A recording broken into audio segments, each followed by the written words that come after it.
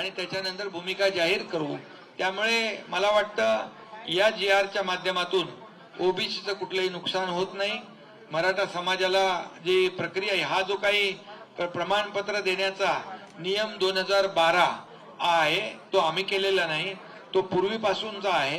त्यामुळे आम्ही नवीन काही असा नवीन काही निर्णय घेतलेला नाही। प्रमाणपत्र देण्याबाबत फक्त पद्धत जी आहे ती सोपी केलेली आहे, सुटसुटीत केलेली आहे। यापूर्वी मराठवाड्यात कधी कुणबी प्रमाणपत्र मिळत होते का? ज्यांच्या नोंदी मिळाल्या त्यांना दिलं ना आपण। त्यामुळे ज्याचा अधिकार आहे त्याला अधिकार मिळाला पाहिजे, पण ज्याला अधिकार देताना दुसऱ्याचा अधिकार कमी होता कामा नये, ही भूमिका आमची आहे।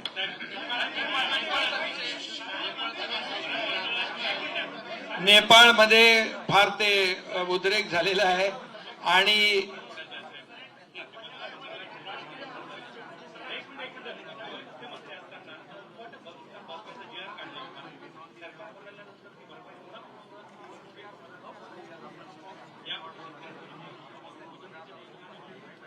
मदतीचे पंचनामे करण्याच्या सूचना दिलेल्या आहेत। जिथे पंचनामे झाले नसतील तिथे तात्काळ पंचनामे होतील।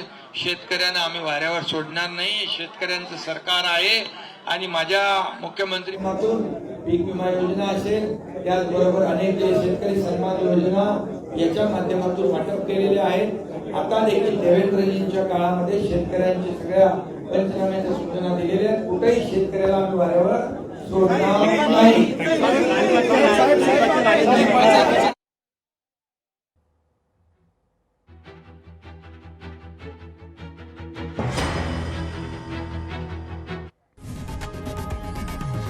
लोकशाही मराठी ऐका, पहा, जागरूक रहा।